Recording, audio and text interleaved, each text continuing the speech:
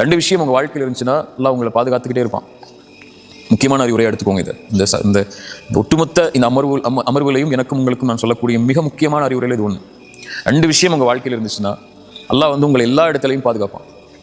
ஒன்று, குர்ஆனை காலையிலையும் மாலையிலையும் ஓதுங்க. ஒரு பக்கமாவது, ஒரு 5 ஆயத்தாவது குர்ஆனை திறந்து, மொழியாக்கம் தெரியலனாலும் கூட பிரச்சனை இல்லை, குர்ஆனை திறந்து காலையில் ஒரு 2 நிமிஷம் ஒதுக்கி ஒரு 5 ஆயத்தை ஓதுங்க. உங்களுக்கு அவ்வளோ வேலை இருந்துச்சுன்னா, அதுக்கு மேலே ஓத முடியாத அளவுக்கு, அது இரவு தூங்கும் போதோ மாலையிலையோ 5 ஆயத்து குர்ஆனை ஓதுங்க.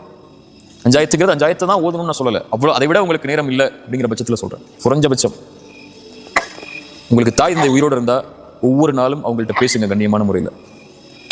இந்த 2 நீங்கள் செஞ்சீங்கன்னா அல்லாஹ்வுடைய பாதுகாப்புலேருந்து நீங்கள் விலகவே மாட்டீங்க. 2 விஷயம் சொன்னேன். முதல் விஷயம், குர்ஆனை காலையிலையும் மாலையிலையும் குறைஞ்சபட்சம், அல்லது மாலையிலானா கூட பரவாயில்ல, ஒரு நாளைக்கு ஒரு முறை, அந்த நாள் உங்களுக்கு இருக்கக்கூடாது குர்ஆனை தொடாத நாள் அப்படின்னு உங்கள் வாழ்க்கையில் இனிமேல் அந்த ஒரு நீங்கள் மனப்பாடம் பண்ணி வச்ச அதை ஓதுற அப்படின்னு இல்லை, குர்ஆனை திறந்து அதை ஓப்பன் பண்ணி அதை ஓதுற பழக்கத்தை கொண்டு வாங்க. ஒரு நாளைக்கு ஒரு நாள் அந்த புக்கை நெருக்கமாக்குங்க. 2வது, உங்கள் தாய் தந்தை உயிரோடு இருந்தால் அவங்கள்ட்ட கண்ணியமான முறையில் ஒரு நாள் பேசுங்க. அந்த நாள் அவர்கள் இல்லாத நாள் அவங்க வாழ்க்கையில் இருக்கக்கூடாது.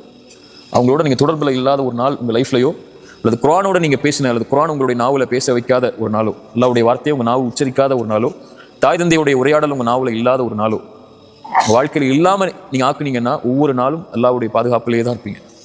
இந்த 2ஐ விட ஒரு பெரிய அமல் எனக்கு தெரியல. சஹாபாக்களுடைய கருத்துக்களை வச்சு, ரசூலுடைய ஹதீஸை வச்சு சொல்கிறேன். அல்லாஹ்விடத்தில் ஒரு அடியானுடைய பாதுகாப்பை கொண்டு வரதுக்கு, அல்லாஹ் அவனை நெருக்கமாக்குறதுக்கு, அல்லாஹ்வுடைய பார்வையில் ஒரு அடியான் ஆகிறதுக்கு.